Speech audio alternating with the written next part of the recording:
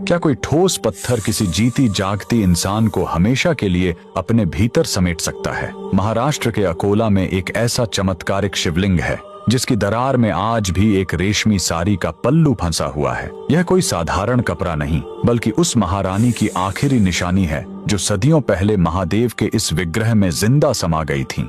आखिर उस काली आधी रात को ऐसा क्या हुआ था जिसने ब्रह्मांड के स्वामी को यह असंभव चमत्कार करने पर मजबूर कर दिया? इस मार्मिक गाथा की शुरुआत होती है अकोला के राजा अकोल सिंह और उनकी परम भक्त महारानी से। रानी का हृदय राजसी सुखों में नहीं बल्कि महादेव के चरणों में बसता था, पर पहरेदारों और राजसी तामझाम के बीच उन्हें एकांत में पूजा का समय नहीं मिल पाता था। इसीलिए रानी ने एक गुप्त संकल्प लिया। हर रात ठीक 12 बजे, जब सारा संसार सो रहा होता, वे नंगे पैर चुपचाप महल से निकलकर शिव मंदिर जाने लगी। लेकिन नियति को कुछ और ही मंजूर था।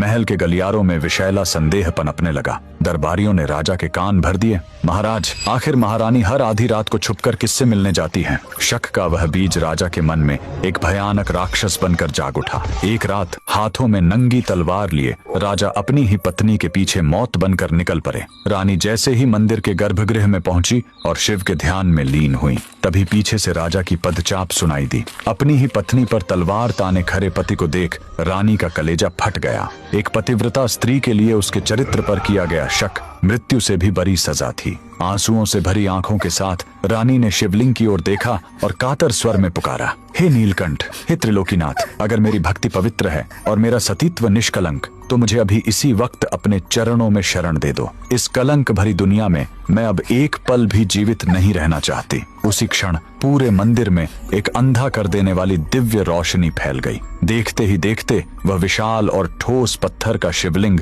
गर्जना के साथ 2 हिस्सों में विभक्त हो गया। महादेव ने अपनी भक्त के लिए अपना हृदय खोल दिया। रानी हमेशा के लिए उस शिवलिंग के भीतर समा गईं। राजा जब तक अपनी भूल समझ पाता और रानी को रोकना चाहता, वह पत्थर फिर से झुर चुका था। लेकिन महादेव ने दुनिया को प्रमाण देने के लिए रानी की साड़ी का एक पल्लू उस दरार के बाहर ही छोड़ दिया। राजा जीवन भर उस चौखट पर अपनी भूल का प्रायश्चित करता रहा, पर रानी अब महादेव की हो चुकी थी। आज भी अकोला का यह राजराजेश्वर मंदिर उस अमर भक्ति का गवाह है। वह साड़ी का टुकड़ा आज भी उस पत्थर में दबा हुआ है, जो हमें याद दिलाता है कि जब पूरी दुनिया हाथ छोड़ देती है, तब महादेव अपने भक्त का हाथ थाम लेते हैं। अगर महादेव के इस न्याय ने आपके हृदय को छुआ है, तो कमेंट्स में पूरी श्रद्धा से जय राजराजेश्वर महादेव जरूर लिखें।